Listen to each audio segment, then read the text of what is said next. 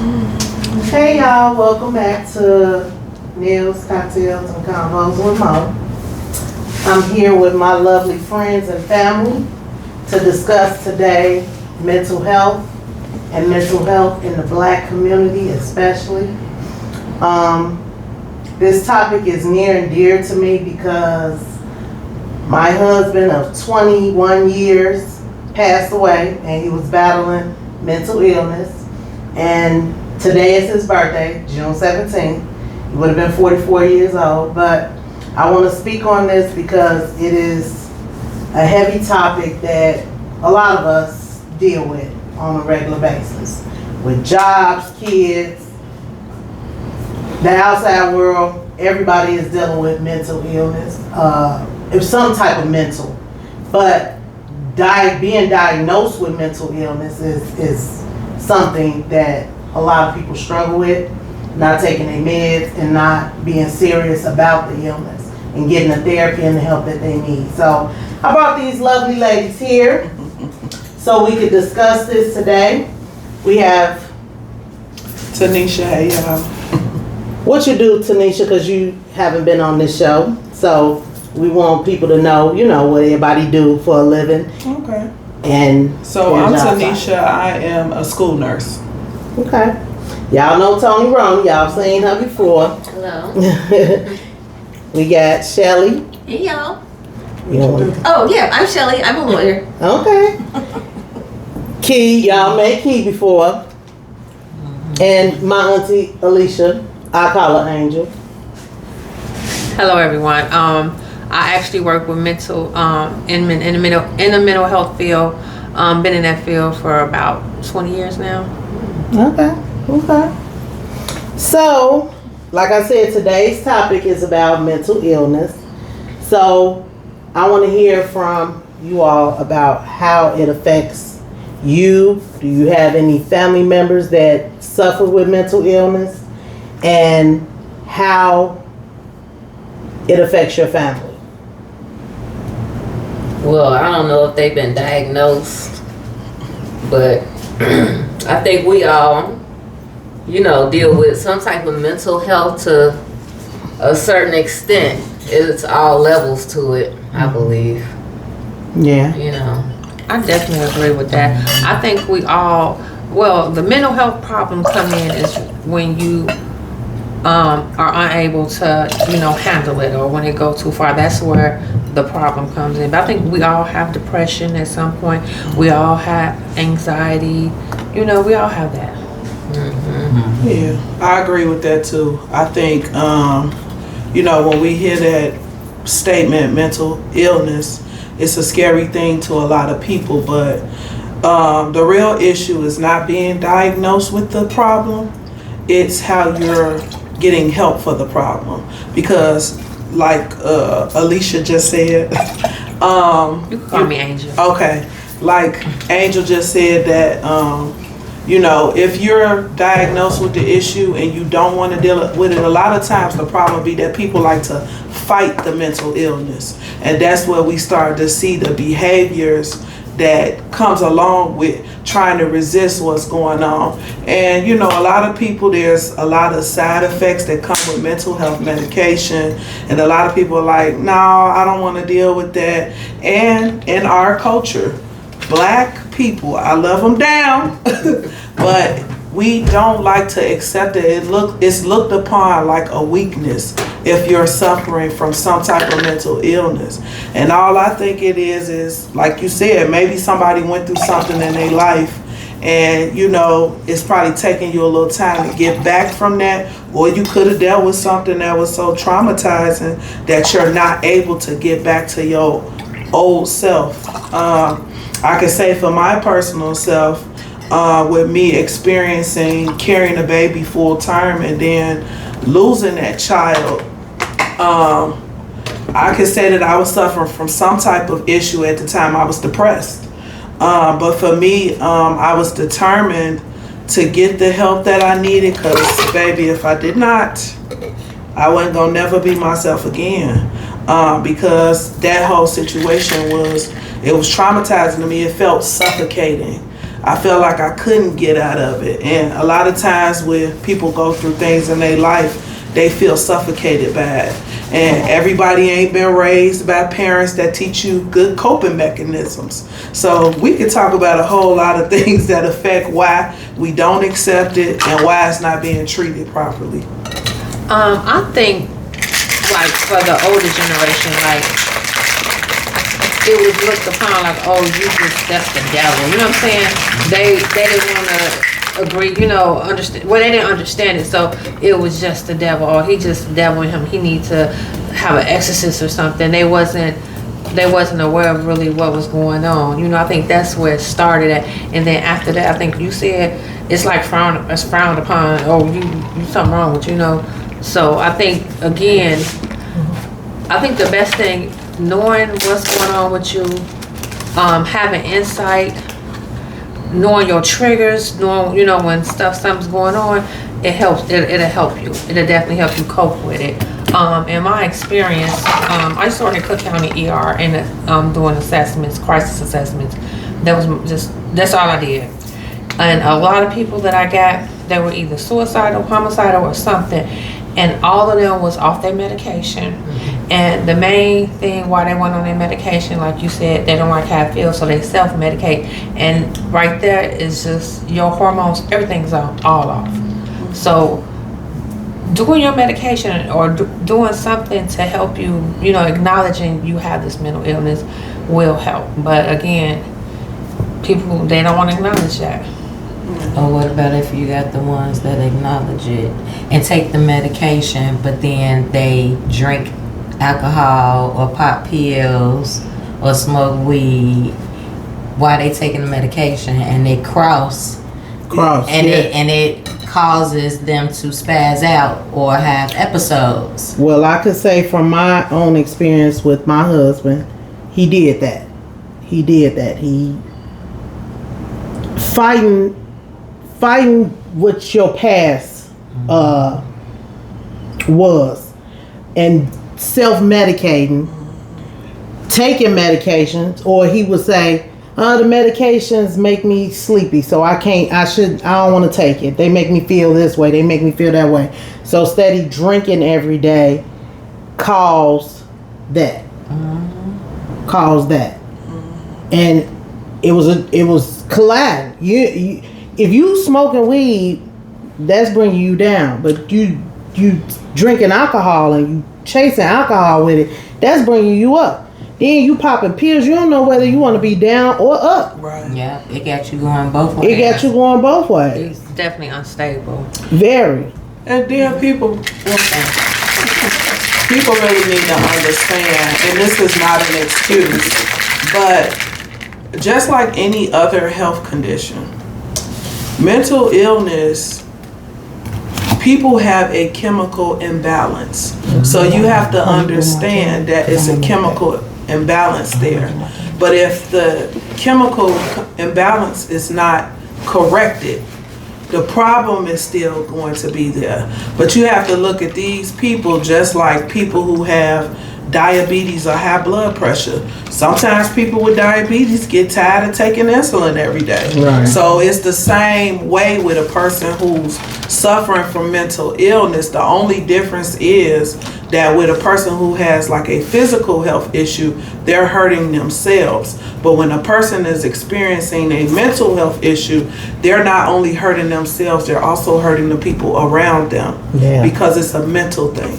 Yeah, I agree. I definitely want to piggyback on what you mentioned about the stigma, because I think that is where people get embarrassed. So like, I'll say for me personally, I have ADHD, PTSD, bipolar, and depression, and generalized anxiety disorder. So I have all of those things, and it's initially it was embarrassing to talk about that and to even try to get help, going to therapy, secretive about it, not even wanting to go at first, because you tell people like, oh, I have this issue. And this was back in the early 2000s, like early 2010s, where people were like, oh, like, you crazy. Like, yeah, we use crazy loosely, but it could feel embarrassing, and then you don't want to get help. And then if you're in a career or you're trying to enter a career, that that can feel embarrassing among your peers. And then our families don't necessarily take it serious. Like you were mentioning, they say, oh, it's the devil, or you can pray this away. And I realize, I'm like, yes, it's a chemical imbalance, and we actually need medicine. Yeah. But then on the flip side, you start taking medicine, and the medicine feels like it's not working because it's an experiment. So how many drugs do I have to take? Yeah. I'm experiencing side effects, but I'm not experiencing the benefits. Right. And that's trash. Yeah. You taking something for nothing. Yeah. Yeah. Yeah. But then it can cause something else. Yeah. Yeah. You know what I'm saying? What you take The side effects, like you yeah, of the said, the medication, you experimenting it, but then it can cause other effects. Yeah. I will say now versus 10 years ago, there's more African Americans going to therapy. Along with the medication, therapy does help having some outlet to talk about. They have groups too, and I think the more people know about groups, it helps, because guess what? That person may be thinking, oh, I'm the only person, I'm alone, no one's like that. And having somebody that can understand what you're going through, because one thing we're not going to understand, can I use you, what you're going through. I did see a video some years ago. You know how you some of us that have, now I ain't gonna say, you know, some of you work for yourself, so have you ever sat in a training? Most of those training videos be dumb. You fall asleep, you don't want to look at it. I saw a training video for someone who has schizophrenic. The best video ever, because it came from the thoughts in his head. You can hear all the thoughts, all the voices, everything that was going on. And just to walk around and you having all these voices in your head, that'll drive you crazy. It was a real insightful video to help somebody understand what they're going through, you know. So definitely getting help does help. And sometimes other people look at them like, you know, but they struggling. They don't want to be like this. That's not what they want to do. You know, they don't want to be like that. That be the struggle. Yeah. Of them trying to escape it. Yeah. Because I used to work at a behavior and mental health high school at Banner. That's where I met my surrogate son, Previon. Shout out to Previ if you watch it. But those kids, like, I have so much love for them, but the struggle was real. Like, they used to come to school off the meds, but off drugs as well. Yeah. And coming to school, climbing walls and shit, like jumping on top of the roof, like doing all type of stuff. But you just never know, like, it affect different people different ways. So like you might have somebody that just won't say nothing. You know what I'm saying? But they having an episode. Yeah. But a silent episode. Then you might have some that just act out. Might do all type of, or you might have some, and I don't want to blame anybody, but it's like, I think mental health is ignored and it's not a major issue. Like, a lot of family members should be the main ones to pay attention to your people, because they can be, and I ain't gonna say flipping out, but they can be going through the motions right in front of you and showing you all the signs, and it's being ignored because you're not really paying attention to people. You know what I'm saying? You're not paying attention to your loved ones. And I think it's kind of like a catch-22. You know what? I hate to say this. I don't know the numbers, but 9 times out of 10, and this is just my experience.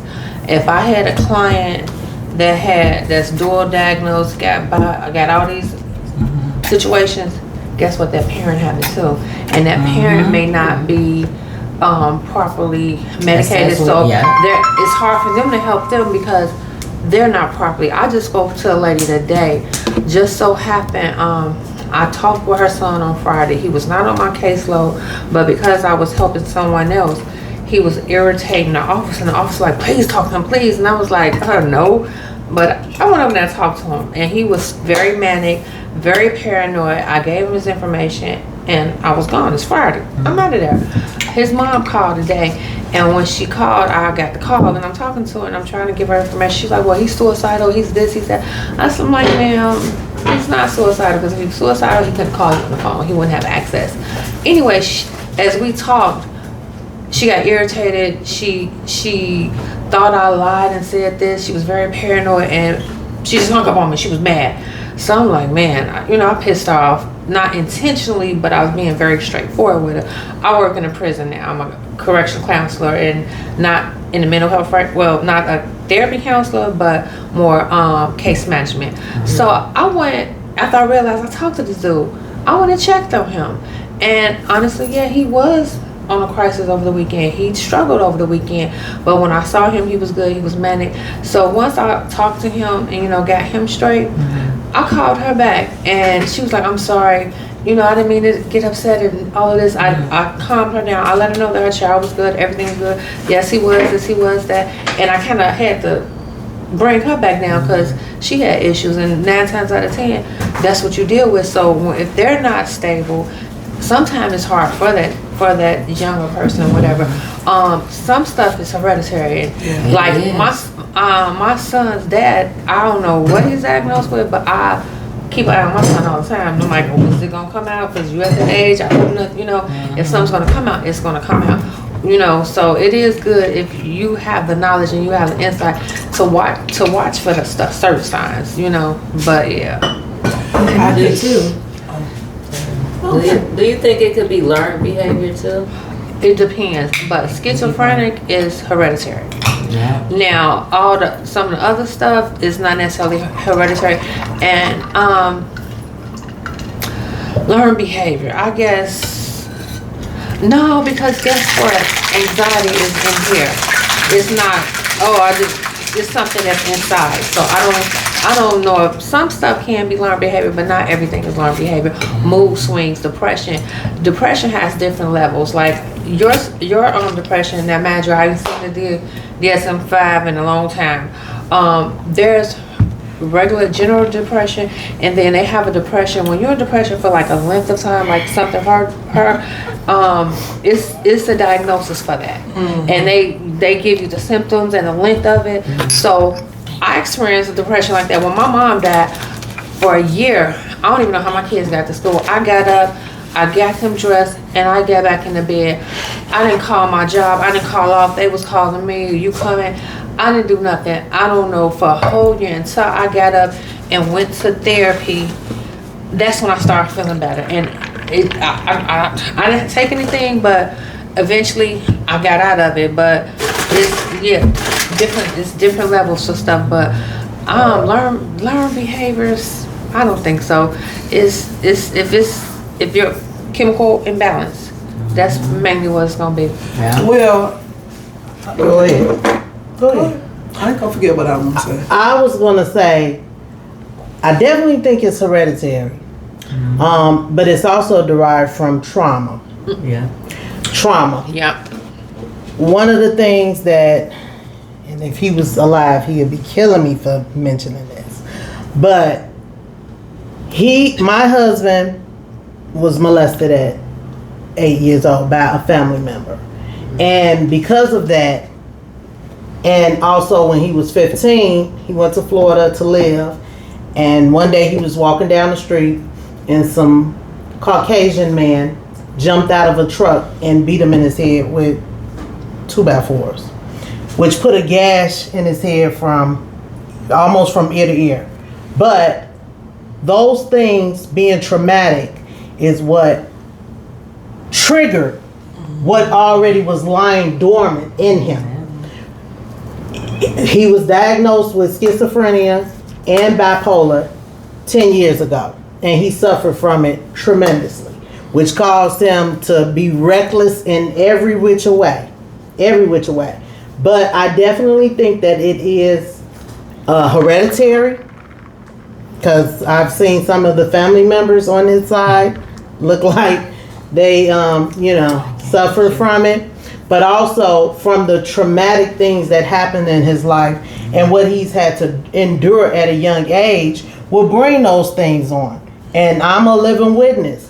When you go through some things, it will breed illnesses, any type of illness. I don't care if it's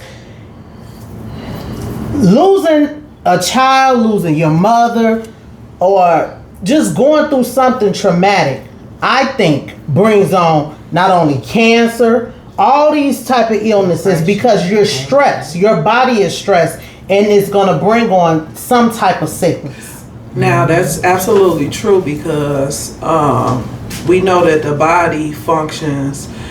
The body has coping mechanisms for everything. So when your body is in a state of stress, you release like cortisol, you know what I'm saying, in your body. This contributes to belly fat, ladies, if you didn't know. Listen.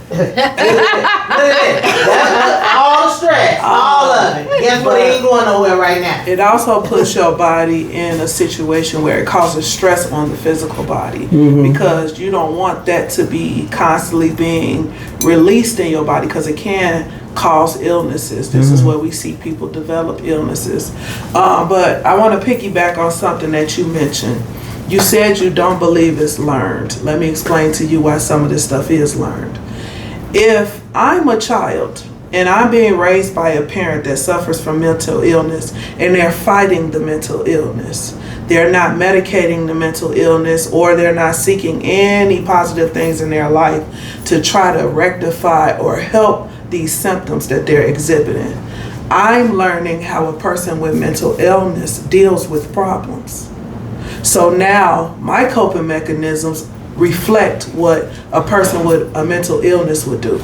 You understand what I'm saying? So some stuff I do believe is learned. We know for sure that some things are hereditary, but I believe that some things is learned. If your parents can't deal with stress, and you seeing your mama and daddy slapping each other upside the head every time they get angry, or maybe you know your mama's stressed out because she taking care of kids by herself and she drinks heavily. That's how she deals with stress. When you get older, you gonna think that heavy drinking is the way to go to deal with stress. Or maybe if you got a parent that can't handle stuff and they pack up and run away, you may deem that packing up and running away is the way that you're supposed to naturally deal with stress. Or you may have people that physically can't get out the bed because life is so hectic and stressful for them. If I'm watching my parent do that every day for years and years and years and years, when I get grown or something happens in my life that's so traumatic, then I'm gonna cope with it like that. If I haven't been taught proper coping mechanisms, I'm gonna exhibit what I've seen. I'm gonna practice what I've seen, you know. But I think the major issue with a lot of things, and I'm gonna speak on the African American community, we do not address the things that cause these mental illnesses. A lot of us don't address the trauma that we've dealt with, and for one, it's because if it's something that the family feel is too painful to talk about and they don't want discussed, like you mentioned, your husband was molested by a family member at a certain age. Maybe the family, once again, because we have to think about how people deal with things. Maybe grandma said, okay, you know, we not gonna say nothing about it. He'll be okay. We'll keep him from being around him by himself from now on. But we not dealing with the issue at hand. You're not validating the child's feelings about the molestation that went on. You're not getting them the help that they need because you don't want them to go and tell the therapist. And now this is a reportable matter. Now the therapist is reporting to the law that the child has been molested by a family member in the house. Now DCFS is in your business. And what are we all told? What was we all told growing up? About your mama house. Don't say nothing. Don't discuss what goes on in your mama house. And that is something that we need to stop doing. Because this is why we having so many people. Because I don't think mental illness just came about. I think people have been having problems with mental illness for years and years and years. And I think now the world is just shining more light on it. Because for one, we got social media. And then you have a lot of more people that are coming out talking about how they suffer with mental illness. I watched a video with Jennifer Lewis, and she suffers from bipolar disease, I think. Bipolar disease. And she was talking about, you know, her struggles and how she deal with things. But one thing that she mentioned and she talked about, that I felt drove the point home, because I have people in my family that suffer from bipolar disease, schizophrenia. I have family members that have had nervous breakdowns, and if you've ever been around a person that had a nervous breakdown, they are not the same after they've had that nervous breakdown. But I think families are exhausted with dealing with the behavior that comes with the mental health. Baby. Because if you've been dealing with a person for 10, 20 years, 30 years that got a mental health problem, you exhausted at this point. It takes a toll on the family Because member. now, like you said, you sitting here trying to deal with, and the thing is, you know, sometimes we try to make excuses for people's behavior when we need to hold people accountable too. Because I think we try to, I can't think of the word right now, but pacify, or, you know what I'm saying, when you need to make people accountable for their behavior. Accountability is a word that we all need to get very comfortable with within ourselves and everybody else, because everything can't be, well, you know what they like. But the family shouldn't have you to. know how they are. Yeah, the family. No excuse. And I've experienced that. I've experienced that in my own situation with dealing with my husband that suffers from all of these things. Family members steady saying, "Oh well, this who you married, or this who you." No, I married this person, but I ain't want to marry his bipolar and schizophrenia. Well, of course You should have let me know this. he's not gonna show that. They're not, No, they're I ain't not talking gonna- about him. They should fucking told me, goddamn, so I could have kicked rocks. But I didn't know what I was dealing with in the beginning. But this is something that came about 10 years ago. So now I'm dealing with it, and I'm trying to help this person, because I'm seeing when he's good, he's great. But when he's not medicated and when he's self-medicating, he good sometimes, but then this other person, is two sides to this person that's suffering from this. And unfortunately, it caused a ruckus sometime in my household. But I'm going to speak with what you just said, Tanisha. The family not holding him accountable, and it takes a village. First and foremost, you're never done raising your kids. Older, young, whatever. You're never done raising your kid. And if your child has a mental illness, guess what? You're going to be raising them forever. Because they're like a child. And they need their parent to help them be like, nah, you can keep going. You could take your medicine. You could be better. You don't have to be the stigma or the stereotype of what mental illness is. You could take your medicine and still be successful in the world. Help them navigate life. Help them navigate life. And that's where a lot of parents fail at. Granted, you can only do so much, but you can't never give up on your child. That's my opinion. It's called trauma informed. Trauma informed. Never heard of that. But Has something to do with trauma informed. we gonna go back to that once again, though. Everybody has a different home setting and background they came from. So we have to take into consideration that maybe your parent is not clinically diagnosed with a mental health issue, or maybe they may not have a mental health issue. Maybe they just have bad coping mechanisms. You know what I'm saying?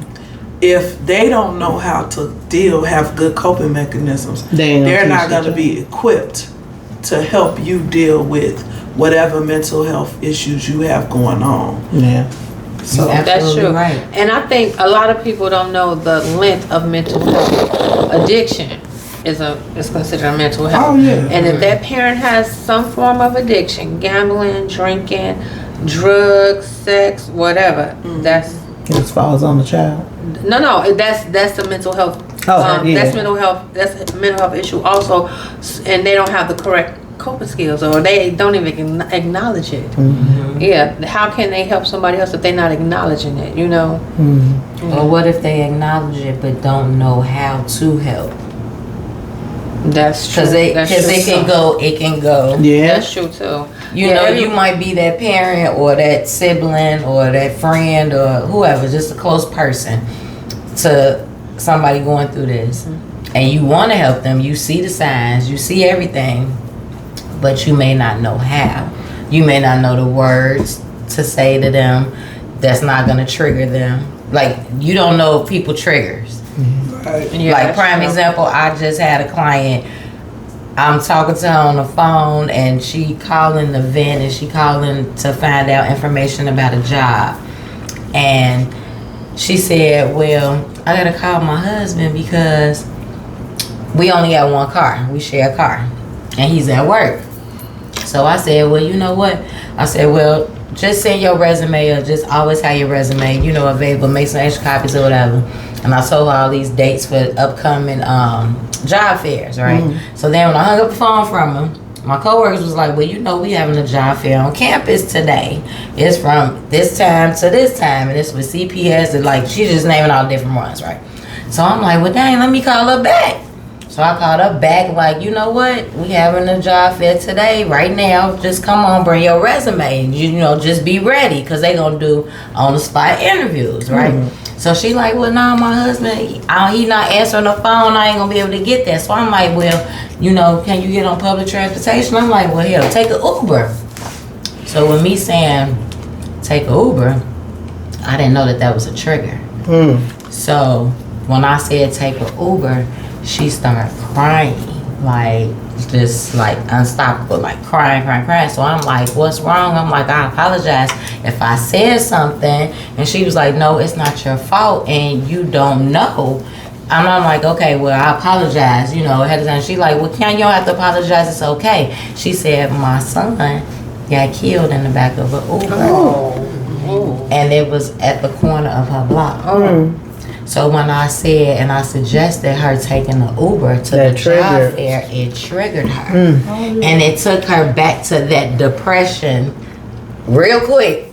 But then I brought her back because then I'm like, okay, let me be, you know, compassionate, empathetic, you know what I'm saying? So now all this going through my head, but then you got to figure out the right words to say to somebody. Yeah, you know what I'm saying? I brought her back, thankfully. But still, you just never know. Like any little thing, a sign, a word, a noise, any little thing can be triggers, and it can set off like that mental setback or, you know. That depression. Yeah. You know what? We walk in our daily interactions. We around people we don't even know that have mental illness. You know, because it's not put on their head or nothing. Yeah, we daily. You don't know who you're around and who had, you know, who's going through something. You know. I think. Go ahead. I think one thing we don't talk about is recognizing the signs of mental health, and then also, like, we think bad. We think, okay, you might be talking to yourself, but also recognizing that high functionality Is a comes mental. from mental health. So where you're saying, like, you know, you're such a strong Black woman, you're so strong, pushing through because that's the only way you know how to cope with the mental health. So you might have a 4.0. You might be the star, you know, player in your family. Everybody's coming to you because you're holding the family together. But really, that's the only way that you've learned how to process your mental health. And those people need just as much help as the ones who are, you know, self-medicating, drinking, doing drugs. Say that. You know, That's true. it's two ends of a spectrum that we have in the Black community, and one is praised, one is seen as you're doing great, and one is like you really need to get some help, and they both do because, like, to your point, where if you're not treating yourself properly, it's going to manifest itself as a sickness in your body. Yeah, for sure. Yeah. Well, you saying it's levels to it. Oh, definitely. Because like when you said you was depressed and like your mom passed and you couldn't get out the bed and go to work and stuff like A that. whole year. Literally. I a know whole some year. people probably be depressed and still be functioning every day. Yeah. Do I not tell you all the time, man, you strong. I don't know how you do it, because I was done. I'm about to tell now, I was done. I'm serious. I remember when I have a friend I grew up with in church. She was like, just go to counseling. And I think this person, at the time I'm young, I wasn't in the field, so I didn't know too much about it. But she had saw a counselor. She's like, say counselor, no, this is what she told me, and it pissed me off. it's gonna get worse or get better. I'm like, why would you say some stupid stuff to me like that? But she been through it, so she knew it. She was like, go to this counselor. And I have heard, oh, if you go to counselor, you'll feel better. I saw this lady on Michigan Avenue downtown before they put the beam right there. I went to her office. I sat and talked to her for 45. That first was an hour. I went across the street and sat in the park and cried. I'm like, I don't feel better. I sat and just cried downtown, 12 o'clock, rush hour. I don't care who was watching. I just cried. I cried, but the more I went, the more I got things off of me. Whatever I need to talk about, it was lifted. It was lifted, and it was a gradual lift, but it lifted. But it was rough. Like when I look back, I'm like, how did I get through that? Not just that. I know my religion helped me too, but it was rough. It was rough. It definitely was rough for me. When I lost my daughter, I mean, I can remember every minute and second of that day playing back and forth. I can remember the day before. I can remember everything. I'm finna cry because when I heard, I'm sorry. I can remember everything from that time, and I can remember the thoughts that was playing in my mind. I can remember when we got in the car and we drove to the hospital, and I can remember trying to bargain with God. I can remember trying to bargain with God, like, God, whatever you want me to do, there's nothing that I wouldn't do for you to save this child. Even to the point of, I felt like I would have switched places with my child because this was something I created, and I wanted everything. The fact that I've been through it more than one time, it was devastating to me. And then you go through these things in your mind about, blaming yourself about things like that, and then just trying to navigate these emotions. But I can say this, I did not feel suicidal. That's a blessing. But I felt like if I would have died, I would have been okay with that. That sounds crazy. But at the time, I felt like that, and I felt like the pain it hurted so bad. It hurted so bad, it took my breath away. I literally felt my body physically like crushing me. I felt like I was drowning every single day, and I really didn't care or give a fuck about anything. And I was angry, and the way I was raised, I kind of felt like you should never question God, and as to why why this went on. And I know the reason why it went on, because I know about how we imperfect and things like this happen. Children die, or you lose a child, and it may not be no medical reason, but that experience changed me. I am not the same Tanisha I was before that. The way I feel about stuff, the way I look at life is totally different because I experienced something so painful like that. And then when I made up in my mind, because I said that if I didn't go get the help, because I wanted to make this point. Yes, mental illness is a problem that, sometimes we can't navigate. But we also, when we're experiencing any type of mental illness within ourselves, we have to assume responsibility for our healing. And that's another thing that people don't talk about. People want everybody around them to figure out their problem. It's not everybody's problem, because not everybody got a loving mama that's going to support them. Not everybody got a loving spouse that's going to support them. You have to assume responsibility for your own healing. So for me, for days I laid in the bed, I cried till I threw up, sick to my stomach. You know what I'm saying? I was even devastated to even thinking about having another one because of the fear of what could happen.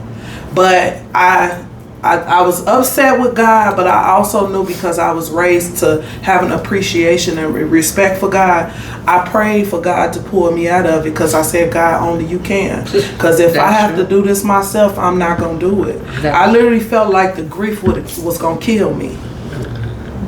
So when I made the decision to go to therapy, and that's something that we got to talk about too.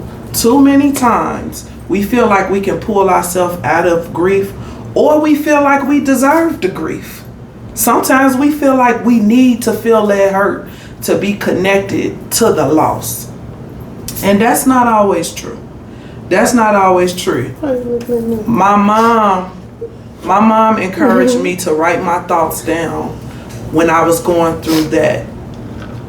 And I had a journal. I wrote in there every day. I haven't read it yet because I know that it's some dark shit in that journal. Like the way I was feeling, I just poured my thoughts in there talking about how low I felt and stuff like that, you know. But I also took it upon myself to get a therapist, and I made it known to everybody around me. I need a therapist, y'all. I need help. If you know a good therapist, send them my way. Because it was during the pandemic and everybody was suffering from mental health issues then. So it was hard to get a therapist. But I do feel like when I got the therapy, that therapist helped me navigate them feelings. I had days where I just cried. I had to do exercises where I just sat there and cried. You know what I'm saying? And then she talked to me about how to deal with the grief. She told me, you know, a lot of people like to run away from the grief. This is what makes the grieving process last so long. But she said, you know, when it comes to storms and tornadoes and different things like that, the animals, for the most part, they run away from the storm when they not realizing that they running this way, but the storm is behind them. She gave the example of a bull, and she said that the bull runs into the storm head on, and they come out of the storm faster than any of the other animals because they went the opposite direction of the way the storm was going. That stuck with me because that made me feel like, okay, Tanisha, either you're going to allow this to take over your life and you're never going to be able to enjoy anything, or you're going to step up and take the responsibility and try to deal with it. So then I started trying to work with her and listen to what she was saying, and I'm like, I need help with the tools to help me get through this, because right now I can't see it. Nothing excites me anymore. I wasn't enjoying going out. I don't even remember if y'all remember how I was during that time. I literally used to stand in the mirror and cry because I didn't look like myself. When I went to the doctor and they told me that I was suffering from depression, I cried because I felt bad. When they told me you suffering from depression, I felt bad. I'm like, now how I allowed myself to get hit though I knew what was going on, you know what I'm saying? So I felt all those feelings, you understand what I'm saying? But I'm proud to say that I am here 5 years later, and yeah, I still cry. I have days it could be something random. I might be sitting in my driveway and I'll bust out crying. I still get emotional when people mention it, you understand what I'm saying? But some days I could talk about it and be okay. And crying is all right. And it helps with the healing process. Yeah, and another thing she encouraged me to do, she said, you have to tell people what you need when you're grieving. Because people were saying, God don't make mistakes, or the baby with God. I hated it. I hated it. Wait, why would somebody say that to you? Because sometimes people don't know what to say. People don't know what to say. They in a better place. And all I'm thinking to myself is, ain't no place better than with your mother that can protect you. You know what I'm saying? But she was like, you need to tell people what you need. And she forced me to get up and go out. Whenever somebody invited me to go and do something, I had to do it. And I learned that I started to navigate through life a little bit easier. I was at work crying every day. You know what I'm saying? But I said all that to say this. Whenever you're dealing with anything in your life, whether it's anxiety, stress, depression, whatever, you have to take responsibility for your own healing. It's nobody else's job. Now, other people can sit around and listen to you, but at the end of the day, it's still your job to be responsible for your healing path. I definitely agree with that. And also I think, I don't know if you guys know, most people think when you go to a therapist, oh, they're gonna fix me. No, that's not their job to fix you, but to assist you, navigate you through what's going on. Cause I'm not gonna lie, when I went to that first, I'm like, she didn't do what, nothing's done. Like that, I'll feel no better, but they're there to assist you. They're not there to tell you what to do, how to do it, assist you get through that. But yeah. They give you the tools, you Yes. use those tools, and eventually things get better. Not perfect, but better. Yeah, Or if you go definitely. to a therapist and it don't get better. You need it happens. Switch it Guess up. what? I have a master's in therapy, and when I first got in school, they told us to get therapists. I didn't get a therapist then. I think I got a therapist once I was in clinical, and I went to this lady, went to her faithfully once a week, whatever. We didn't connect, and guess what I said? And lied to her. I just told her anything, and I believe like I just lied to this lady. We were not in tune, and that's she didn't bold. catch that. I stopped going. I was like, I'm wasting my money. But I've been to a lady, and man, this lady is a lady in Hyde Park. I can't think of her name. She was great. I had a coworker. Mind you, I did EAP counseling before I went to IDOC. I did counseling. And I worked with this young lady who was working on her master's, and she was doing her internship at my job. She wasn't from Chicago. I can't remember where she was from.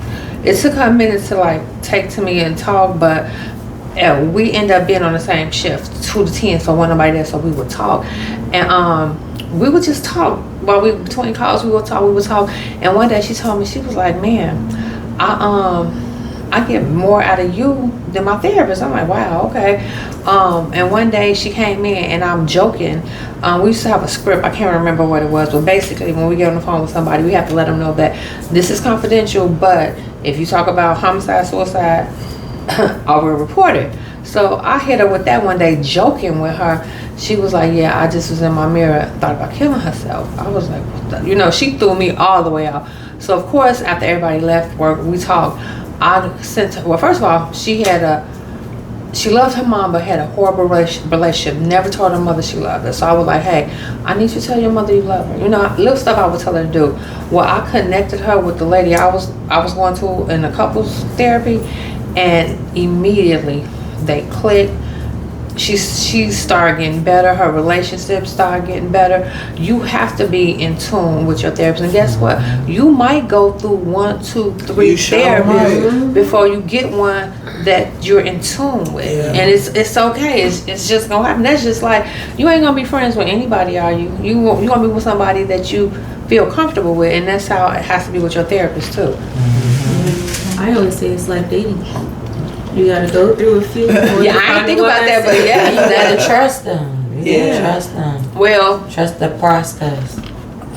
yeah, but yeah. You do have to trust the process. You have Trust to, the process. yeah, because nothing is gonna happen overnight. You not but people want immediate fixes. Nothing is immediate. Nothing. And you gotta want, the thing is, you gotta want help too. You gotta want help. It's like what we said earlier about if a person is suffering from the mental illness, but they're fighting it. You're not gonna win that battle because you talking about the mind. You know what I'm saying? So if you're fighting the grieving process or whatever, or dealing with any issues that you have, it's not gonna be beneficial to you if you not if you think you above the program. Let's say that. You know what I'm saying? If you're not trying to work with it, you don't want to heal. You know what I'm saying? And then I just think that we need to understand, because I do know that grief and dealing with any imbalances or depression, schizophrenia, bipolar, when you are not stable, it makes you selfish because you focused on yourself. You can't really be considerate of other people. Grief grief will make you be real selfish. Because in life, you like, I don't care about nothing. Because this is That's true. Not so motherfucker. overwhelming. There's no space Yeah. for you to think about anything Yep. else. Now I say for myself, because I have been through grief, I try to be real sensitive to people. I'm sensitive to people that have mental illness because, like I said, I have close family members who suffer from mental illness. So I've seen it. I know what it looked like on his good days and his bad days. So I try to be a listening ear when I can. That's another thing Jennifer Lewis talked about. She was like, be kind. I think a lot of us are navigating through life in this world, and a lot of us have trauma. And a lot of us don't have good coping skills. And a lot of us are so stressed out from finances or family issues or whatever's going on. We ain't got space for nobody else to be human around us. And see, I think that it starts with us working on ourselves internally to be better people. And I think if we do that, then the world will get better. Be a better place. I think seriously, and I know that's a cliche saying, but I think like if you find a space in your life to be, discerning, and you see somebody going through something, because I can't tell y'all how many people, I don't know why strangers come up to me and tell me their life story, but I must be a very welcoming, warm person. And I know that I'm a very attentive listener. I listen to people with care and concern, you know what I'm saying? And apparently I give sound advice. But when I was going through the loss of my child, I can name 2 people in my mind that came and disclosed something traumatic that was going on in their life. And they had no idea what I was going through. But I was able to listen to them, even though I was going through what I was going through. You see what I'm saying? So I just think, people have to work on themselves, man. We all got something that we got to work on. Whether you're dealing with anxiety, stress, depression, whatever it is. If it's a family trauma, you know what I'm saying? That stuff don't go away. I don't give a fuck if it's 30 years ago. That shit has to be dealt with because it's going to continue to be a cycle. Trauma continues through generations if you do not address it. Well, I'm going to say for me, I'm not opposed to going to therapy at all. I went to therapy after Antonio died, my son, and my mom died. But I stopped going. The therapist, she ended up leaving the practice, and I just didn't find nobody else. Thought I was okay. But now losing my husband, I'm not opposed to going to therapy. I just don't want to go right now because I know I'm going to relive everything that I have went through, and I have went through a lot. It's a lot of trauma, it's a lot of heartbreak, and it's a lot of losses. So Are you afraid, you think? no, I'm not afraid because I've been to therapy. It's just I'm just not ready to unleash everything that I've been through.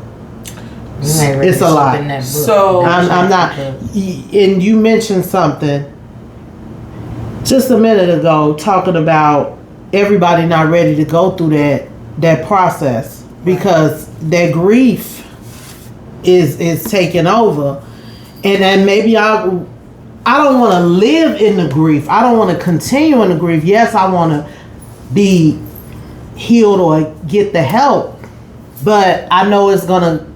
Before I can be healed, it's gonna take a lot of cries. It's gonna take a lot of. crying is okay. I'm tired of crying. It's But crying is okay. I'm tired of crying. Because Cleanses the soul. we talked about holding in grief causes illness to your body. You right, and I'm the main Internalizing. motherfucker that be saying that. And Internalizing. I think that's why I keep going. After Antonio died, 3 days later, I'm booking nail appointments. And see, we all have different ways of dealing with things, but getting busy, you can find yourself getting busy and then it'll be years later from dealing with it. So my only thing I'm gonna say to you, I will respect what you saying that you feel like you need to do, but I also, and this is something I've told you in our private conversations, you are the head of your house right now, and you have children that lost their father. Yeah, you lost your husband, but they lost their father. So maybe because they kids, you don't know. You getting busy with work and taking care of things because that's how you navigate. You know what I'm saying? But we also have to teach healthy habits of dealing with grief too, because you're dealing with it with an adult mind. Maybe your kids may not be able to handle it as much. You understand what I'm saying? Yeah. So You're right. once again, I understand that grief makes you selfish, and I've stated that more than one time. Yeah. Because yeah. I've experienced grief, so I know how it does. But as a mother, you also have the responsibility to show them. So the healing is going to start with you, and you have to get healed so that they can learn how they're going to heal. Because see, yours is showing a different way from them. Maybe they not dealing with it and may put it on the shelf. People sometimes put shit on the shelf for 10 years, 20 years, or never deal with it. And then it'll come out later why they're exhibiting this behavior because they never dealt with this. You know what I'm saying? So I just want to impress upon you, you know, take your time, but not too long. Yeah. Yeah. And do know too, when you start going to therapy, you don't have to come right out of the gate with the deep stuff. Sometimes it's just like, how do I get through Monday through Friday, the work week, without falling apart? And let's work on little steps to get me through from when I wake up to starting work, like that, those feelings that how do I get through that before you even get to the deep stuff? Yeah. And then once you build that relationship with the right therapist, then it gets to be like, okay, now we talked about how you got through Monday through Friday, what you doing Saturday and Sunday. Right. Okay, and then now you still drinking? Like, you know, now let's talk about why you drinking. You know, let's talk about now you got through the initial part of the grief. Like, let's talk about what led up to that. Yeah. And then you build on it. You don't have to be like, you know, all right, day one, let's put it all out there if Right. we're not ready Yes. for that. Yes, You know? that's true. And they'll give you tools, and you want to utilize those tools to just help you get by and feel like you have some sort of control over what's going on with yourself. Yeah.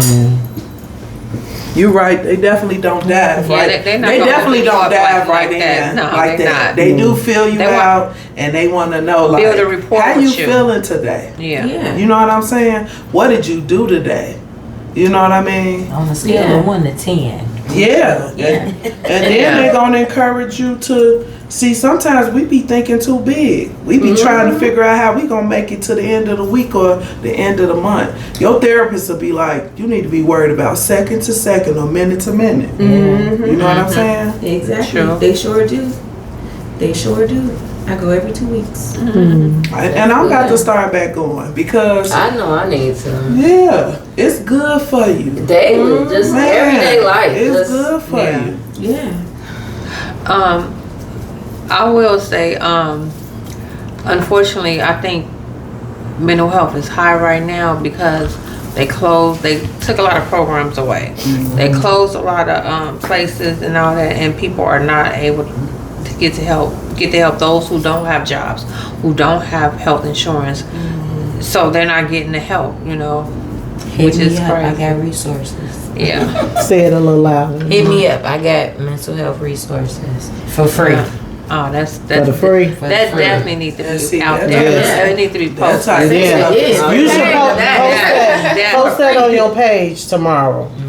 Can someone I like got that? it in my copy. Yeah, I 'cause, took it yeah. out earlier.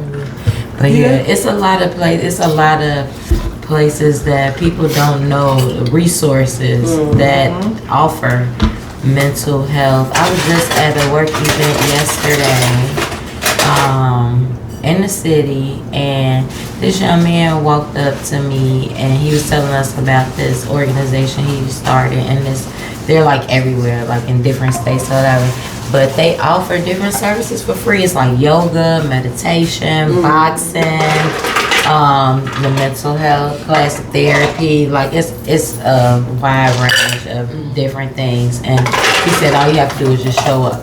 Oh, that's good. Just show up.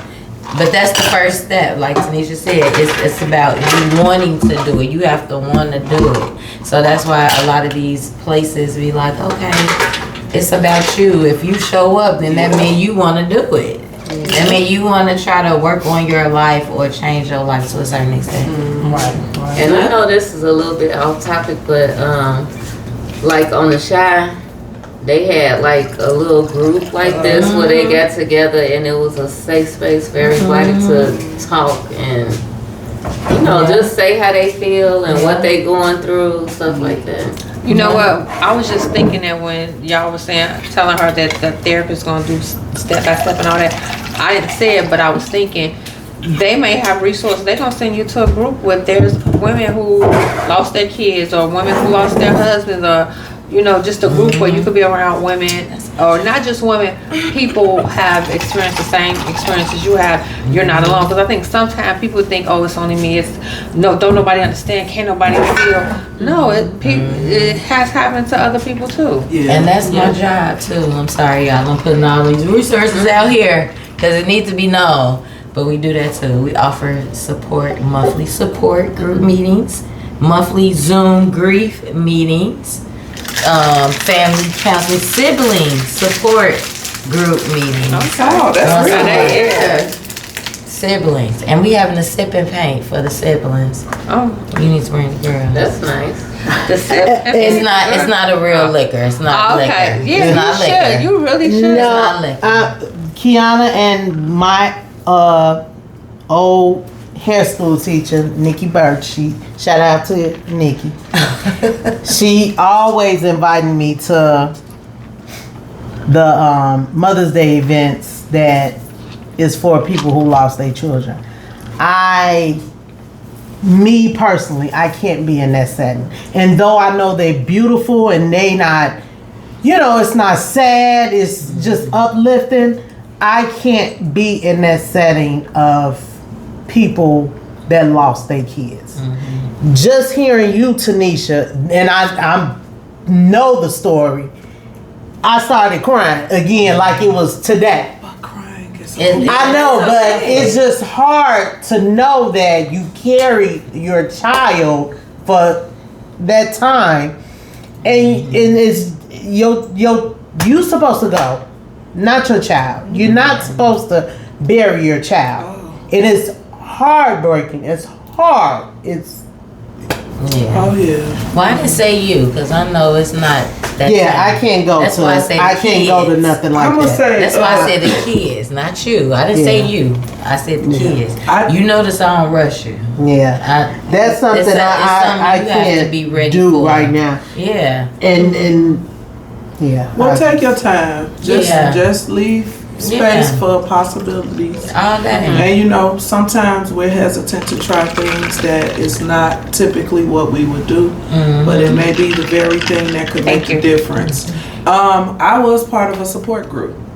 When y'all mentioned that, it made me think about it. I was part of a support group. I felt like it was real weird because I'm talking to strangers, but the hospital provided me grief counseling. They gave us free grief counseling, and they referred us to support groups. When I joined that support group for a minute, I just listened because I was like, I don't want to be talking to these people about what I'm feeling. But what I'm gonna tell you, it did for me. It validated my feelings. And I'm gonna tell you, though your situation is bad, it's somebody's situation worse than yours. Oh yeah. Because I started finding some light in that darkness. Because do you know it was women in that support group who carried their babies full time and they can't have no more kids, and that was their first child. Wow. So I was fucked up about my situation. I wasn't told that I could not have kids again. So it started to make me be like, damn, you fucked up right now, but damn, they can't have no more. So I had to start kind of like telling myself in my mind, like, this was a hard no now, but it's still a possibility in the future. You think about the moms that lost their kids in different forms, and don't not necessarily have to be gun violence, but that was their only child. You know what I'm saying? So what we do, it's not just the Mother's Day thing. We give constant support on a daily. Like, we pour so hard into our parents, siblings, like the family as a whole. It's not time for you to grieve. It's not a grieving support. It's not that. It's not that at all. We try to make it different for that reason, because who wants to come to a support group meeting and you crying and you depressed and you listening to everybody's story? Like Tanisha said, everybody got a different story. The next person's story is worse than your story. Like, it's so much stuff going on a daily basis. People losing their lives every day, every damn minute. Gee, I hate going to work on Mondays, okay? I hate that. If y'all looking at this, I hate it. I hate going to work on Mondays, because my emails be full of CPICs from shootings all over the city of Chicago and the suburbs. I have at least 20 on Monday, okay? It's horrible, but it's that support. See, people think that, oh, I'm gonna be sad, I'm gonna be this. It's not that. I promise you, it's not that. Everybody at my job, in my office, has lost their child to gun violence, except for myself and one other person. My boss, my coworker, everybody has lost their child. One of my coworkers lost her only son, and she lost her husband 2 years after her son got killed the same way. So it's like, you know what I'm saying? It's a struggle. Yeah. And you don't know that you have these people that's in the same situation that you're in, or worse. But you create this sisterhood with these mothers, with these wives, with these siblings, and they help you get through this struggle, because again, you're not alone. And you're not alone. It's a safer place too, it's for you to talk about stuff that you might feel like, because when you grieving, you start to feel like people tired of hearing you talking. I was just gonna say, man, you literally do. And then that's another thing that causes, you know, it makes the weight heavy, because you like, damn, they tired of hearing me cry about this. Yeah, you might think but it's not that. But them people, that is so Listen, we ain't never tired, because that's what we here to help. Yeah. We here to help you get through that storm. Like me myself, it takes a lot for me to separate work and personal. Well, wait, I'm sitting there thinking, what's your outlet? Because that got to be heavy. It is. It's extremely heavy, and especially when it hit home. Like these last 3 weeks. These last 3 deaths for the last 3 weeks have close to home. They're at home. I'm just gonna say it like that. They're at home, and it's like the fact of me working my job, working with my family, doing my job to help them with these situations that's been happening. But then it's like, okay, this is work, but shit, this is personal.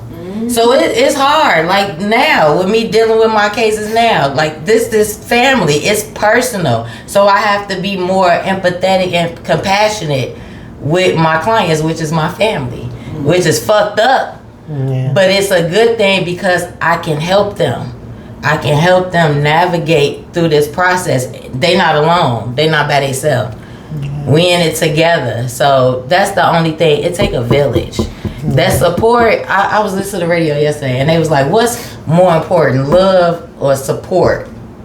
God damn it, love you can get from any goddamn way, but support, you can't get support. That's true. Anywhere, from anybody. You want support from certain people. You don't want support from any random Joe walk up to you, or, you know what I'm saying? It's a process. Yeah, it's a process. Sometimes that can be appreciated too, because some of it's a process. The women in the support group, we would have like little sad conversations, And you know, like I said, it was a little weird at first, but I'm telling you, like, those was the people I was able to tell that when I saw a pregnant woman, I literally physically ran the other way because I couldn't handle it. You know what I'm saying? I couldn't walk past a child, no baby section in no store. I was like, and even at the time, I think I was fearful of even seeing people that I worked with prior to that happening. Because now, you know, you feel like all eyes on you. And then you feel like everybody is sorry for you. So now you feel like, you know, I'm a spectacle now because everybody looking at me and they wondering what I'm thinking or how I'm going to be. You know what I'm you in saying? these support groups, you like, hey, we all the same. So I just say, That's have right, a yeah. have a For open real. mind to stuff that you ain't even normally open to. You know what I'm saying? Because once again, we trying to get to the bottom of dealing with mental illness. Sometimes holding on to grief can cause a person to snap. Yeah. Or, you know, you don't want to be in a position where you've pounded on so much mentally where it sends you into a nervous breakdown. That's Now definitely true. the That's very definitely true. thing that was difficult to your life you've become. Yeah. You know what I'm saying? And that goes back to us. We have to learn coping mechanisms, and you ain't never too old to learn nothing new. No. All of us. Learning At all. is continuous. It's Yeah. continuous. I got a question. I don't want you to take this offensive. Do you think some people, I think you said something about this, that people hold on to grief because it's just easy or it just becomes them. It's easier just to deal with it and it keeps them closer to that person instead of just working through it and getting over it. They're just comfortable with grieving, which Yeah, I was saying that I feel like people feel like they need to feel that hurt in order for it to still be real. Cause I thought that I needed to feel that. I relived that for probably 2 years. Cause I was in therapy the whole time I was pregnant with my daughter after that pregnancy, because it was a lot. But I just feel like, you know, we the type people like to. There has to be a reason for why this is going on. We need something to make sense. So my thing is, if I'm not hurting behind it, am I doing the person a dishonor? Yeah. You know what I'm that's true, yeah. saying? And I'm speaking to you because you just lost your husband. You know what I'm saying? So I want you to understand that you don't have to focus so much, and I know that part ain't gonna be easy, on what happened. You can, you know, try to work through some of those feelings, but also look at some of the good things that you've experienced with the person, because we can allow the grief to crowd out. You understand what I'm The saying? good times or the good memories. So, and stuff. you know, sometimes, because I had to start telling myself, like, you know, I was reliving that, but I started thinking about how good I felt when I felt my baby moving in my stomach. Remembering the times that she would get up, the things I would eat. And I sang to my baby every day. I read books to her every night. You know what I'm saying? So those things, I started to think about those things to try to help me too, because everything can't be this bad. You understand what I'm saying? And then too, as a people, we tend to say, I'm having a bad day, when in actuality you just had a bad hour. So, you know, that's why I'm saying, and all of these is tools that I was given from my therapist. Because I used to say it, I would get on and the first thing she would say is, you know, how you doing? And I'd be like, I had a bad day. She was like, well, what went on? And when did you have the issue? What time did it start and what time did it end? Because I think we want to hold on to that, and we want to be like, my whole day was bad, when you might have had a bad hour or two. Yeah. And that's fair. It's fair. And remember, your grieving journey, everybody's grieving journey is their grieving journey. You know what I'm saying? You're not never going to get over it. I think that therapy helps you learn how to carry grief Yeah. instead of forgetting it or not dealing with it anymore. We just become more skilled at carrying it daily. It's always there. It's always there. I say try grief therapy. It helps. I specifically did grief We therapy offer it on Tuesday, and it's on Zoom. You don't even have to go in person. Actually, it was today. It's once a month, and you don't have to say nothing. You don't have to say nothing. You don't Just have listen to. in. Listen for listen. You don't have to participate. You don't have to do none of that. You just be on there and listen to Reverend Gloria. She the grief counselor, and I'm telling you, a lot. It helps. It helps tremendously. You right to this. It never goes It away. helps. My mom been gone. I The think grief. 19 years. She been gone 19 years.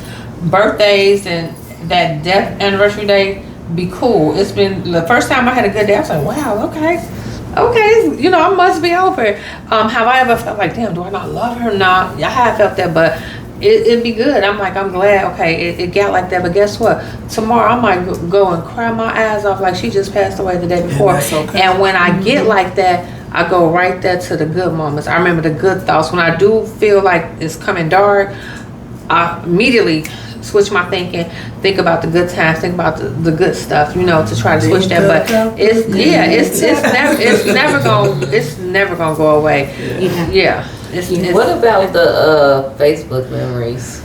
Huh. you Because smile. You gotta smile at them and remember Sometimes the they good be moments. good. Sometimes, you know, it could trigger you. Yeah. And I Get agree it out. because every day, I know y'all see, Yeah. every day I look at the memories because that's all I have to look forward to, because I have no new memories with my family members that passed away. Yeah. I look to the old pictures of not Tristan. Oh, Jesus. That's how- Antonio. And I look to the old pictures of my mom, different memories. Even with Stefan, I just seen a memory come up of him holding Kai yeah. and him being at Antonio's 8th grade graduation. And I'm like, damn, these two people have left the building. You know what I mean? Both of them have passed away. But I look at those memories to catch a glimpse of them. Even it's approaching his birthday. I went today and I looked at what we were doing last year for his birthday. We were in Florida. Family trip. Yeah. Having a good time. I mean, good ass time. After we got through taking birthday shots, we went in the living room of the house and I looked at the video. This man was rubbing my feet. I'm like, treated like queen. You know what I mean? Like, definitely missed that shit, okay? But, you know, that's all I got is the memories. We had some good times, and I know a lot of y'all know it was a whole lot of bad times, but it was some good times, and I loved them dearly. And just like I loved my child and my mama, like, I miss them all dearly. And that's what you're gonna Dearly. do when them thoughts come up. You're gonna remember a good moment. You're gonna remember a good time to help you guide through that little moment. It's only gonna last a little bit. It's not gonna last too long. But you're gonna try to switch your thinking immediately to good times. I know it works for me. Well, that's true, because in life, when you think about a negative, outside of losing somebody, when you think about negative things, you are supposed to bring yourself back with a positive thinking. Now, this isn't mental illness, but I mean mental health. But when this is what I do. When I had a stint with breast cancer, and I immediately, when I found out, well, actually, when I first went to the doctor and I was just getting a regular exam, and he was like, oh, I was like, what are you talking about? He's like, oh, you may have breast cancer. It was a Friday, I'll never forget. I was like, okay. I literally left and got on a plane, went to Vegas. I don't gamble, but I gambled. I went with $500. I came back with $600. In my head, I was like, oh, whatever happened, I'm gonna beat this. Cause I don't never do any of that. Came back, basically got my diagnosis. I came back Monday, got my literally diagnosis that Wednesday. Of course, I broke down. I was whatever, didn't understand. But I immediately put in my head, I'm a beat this. When I was going through any situation, whenever somebody asked me, how you doing? I'm doing good. I'm good. On my worst days, I'm good. It's like I had to play a trick with my mind, because it starts in your mind. Yeah. I'm good. Even when on my worst days, I'm good. so my body will be good. Like sometimes you gotta play with yourself. I'm good. And you beat that. Yes, and I will say when you were saying how you go to you went to that group and you heard everybody else scoring worse. Everybody looked down and be like, oh my problems, I'm this, I'm that. I will say immediately when I feel like things is worse, it's somebody that's way worse off than me, and that bring me back to hey, it could be worse. It ain't that bad, but I definitely play a mad trick with myself. I'm good, even when I'm not good. I'm gonna push through. I'm good. And that's that holistic health. You know what I'm saying? If you safeguard the mind, it can safeguard the body, the heart, and all of that. You know what I'm saying? So, you know, they say sometimes you gotta fake it till you make it. And that's what I say, You know what I mean? You might have to put a smile on your face just to get through the day, especially if you're exhausted about talking about something too. Yeah. But I was gonna say, with regard to the memories on Facebook, feel whatever emotion you feel when you see them pictures. The important thing is, don't stay there if it's a bad feeling. Allow yourself to feel for a time, but then remember, you still got to get up and function. If you're able to push yourself to still function through whatever you're going through, you've already won half the battle. True. So, 1 minute at a time, 1 second at a time, 1 hour at a time, 1 day at a time. And before you know it, you'll be looking back and you'll be like, damn, how did I make it through this? You know what I'm saying? And it's because you pieced yourself together 1 second at a time. And allow yourself grace. I think a lot of times we hard on each other. And we talk about people with mental illness. They hard on each other because on themselves.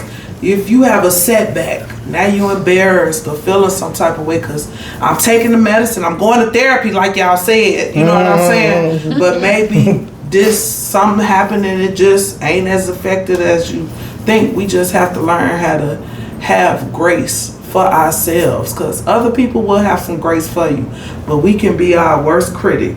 Definitely. You know what I'm saying? So have some grace. Yeah.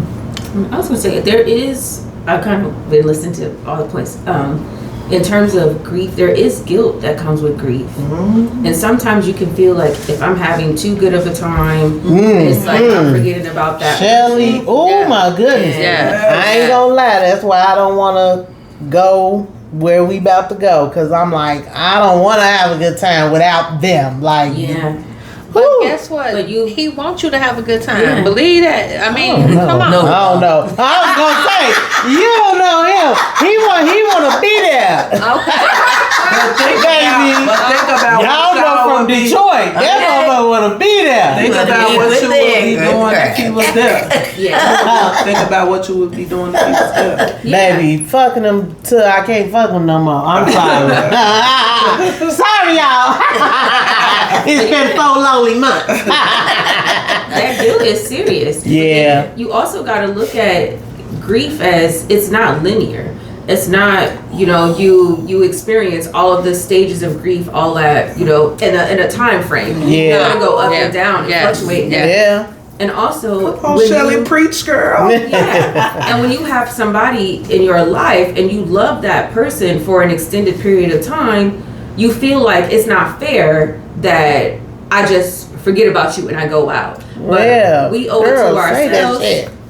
We owe it to ourselves to keep living. Keep going. Because at the end of the day, as we get older, unfortunately, we're gonna lose people we love, and we have to still be here. I mean, some of us can try to, not be here, but the goal is to be here. Right.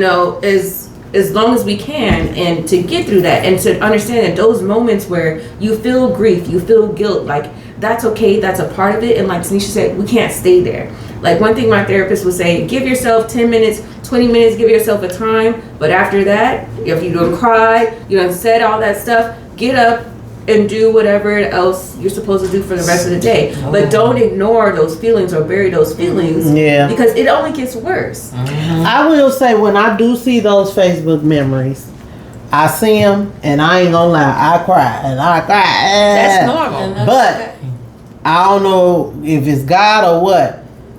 You know you got a client in 5 minutes. It's time for you to get up out them feelings. So, clients, if y'all be wondering why she got me waiting, because I'm trying to gather myself from looking at these Facebook memories that I need to look at because I missed this person, but I'm trying to put myself back together to tackle this day that I got ahead of me. So, yes, I gotta be like, well, you know you got them clothes in the dryer that's been, or in the washer that you need to put in the dryer, and I'll be like, let me get to it.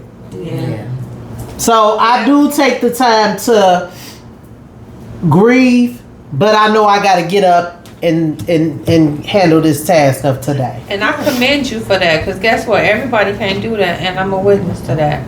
Couldn't do it. So I don't think that you weak or you can't, you very strong. Even through everything you've been through, you are very strong. And you going to get through everything you've been through. Because guess what? You would have been sunk long time ago. Huh. You steady going. No, I'm telling Well, I you. did know. I No, preach. I'm That's telling you, what I'm because like I saying. said, didn't I just tell y'all I didn't get out of bed for a year. I worked at United Airlines. They was calling me like, you coming in? Like, I don't know. Nah, I was telling them, I don't know. I didn't do nothing. I remember waking up and getting my kids to school, and that's all I did. And how I slept all day and all night, I don't know. But that's what I did for a year. So you was way better. You better than what you think you are. You think I don't know if you think you're weak sometime or you're not strong enough. You're definitely strong. And what I think all our concern is you breaking down one day. I know that's my concern. Like, I don't want you to be so overwhelmed because you done held all this in. That's why they encouraging you to get out and let it out. That one day you done held so much and you just explode. Well, I'm gonna say this: the good things, 2 good things that has helped me throughout the years of all of these losses, is having these nail appointments that I have is also therapy sessions, not for just the client, it's for me too. So Okay. I will say, yeah, I haven't went to a certified therapist, but some of my clients are certified therapists, and when they come, they help. They Okay. help me through what I'm dealing with and give me sound advice. So yes. But also doing this. I needed this today. I needed this today because I said when June 17th come, I don't know how I'm going to be or how I'm going to deal up. This little session right here is therapy. It's therapy. And that's why I started this podcast too, because I'm like, we need therapy sessions, not only for the people out there, but for each other, to uplift each other. Yeah. Okay. Definitely. So, yeah. Definitely. Y'all got anything y'all want to say before we end this session? Man. I would say, don't be embarrassed or afraid to get help. Okay. That's don't be. I second that. Yep. Speak up. Speak up. Speak loud. By you having Yeah, the resources in your job, people know you as Key because that's what I've been mentioning you as. But can they go to you on one of your pages, your Instagram or your Facebook page? Yeah. How can they reach it? They Okay, have but a tell Facebook page. them your page. Tell them your page so they can reach out to you, so they can get the resources they need and the help they need. It's my personal page, so listen. To start a business. Miss K is dope. I don't tell everybody that, but Miss K is dope. And I'll give you all the resources. You can inbox me. I don't have a problem with that. And I'll send you whatever resources that you need. I have resources for domestic violence, mental health, family members that's victim of gun violence, depression. I mean, it's so many. It's so many. It's a lot. It's a lot. But yeah, Miss K is dope. Spell your Facebook, it. MZKISDOPE. Miss K is dope, and I'll give you the resources you need. Okay. Let me do a little shout out. We giving away free food boxes tomorrow. Say Sabina starting at 12 o'clock tomorrow. Any families that's in need of food, be there before 12 because the line be all the way down to 76th Street. On some real shit. Get there early, but he's giving away 500 boxes of food tomorrow starting at 12 o'clock. We also having a job fair on Thursday, the 18th, at St. Sabina campus as well. Tomorrow's Wednesday, right? Ain't tomorrow Wednesday? Fresh produce. Come get all your free. We take donations, so everything ain't free, but we take donations. Fruit, veggies, whatever. We do that on Wednesdays from 12 to 3 p.m. as well. Yeah, and that's it. Okay. Yeah. Anybody else want to say anything on advice you can give someone that's battling mental illness? I think you should just try to get help for yourself, even though sometimes people don't want to, or like Tanisha said, like you're responsible for helping yourself. Cause sometimes, like like you say, you try to get people to take their medicine and this and the third, but I don't know, they gotta want it, right? They gotta want the help. First sign is admitting you need the help, first of all. And then Yeah, acknowledge. trying to get it. Yeah, definitely. Don't be ashamed. Yeah. Get the help. Seek help. And if you're struggling, remember that it's somebody out here that loves you. It's somebody out here that cares about you being okay. If you can't find the reason in yourself to push through, think about how supportive your mother may be or your kids. Do it for your kids. Let them see a healed version of you so that we can teach some healthy habits to the next generation. That's important. And if you ain't got no kids, maybe somebody look up to you. Yeah. That's it. Mentors, mentees. They out here. And there's a and I'll say this because a lot of times people will say think about those people, but when you're in the thick of it, you don't care about those people. Yeah, But that's true. sometimes you want to talk to somebody. There is a suicide hotline. Full transparency. Definitely. They take forever to answer the suicide hotline, They do. but they got a text. They got a text that you can send. them. You can They text can them, show them. and you can use that one. Yeah, and that way you can get some sort of immediate help for the problems. Well, you have it right here, all the resources. This was a very good topic for Yes. today. Very productive. And I've been crying my eyes out, but it is healthy tears that I needed to shed. Hopefully we encourage her to take that next step. And I'm gonna get the I'ma help get I her there. need. I'ma I'm gonna get get the help I need. Hopefully soon. Thank y'all for tuning in. We'll see y'all next week. God bless. Right. Good night.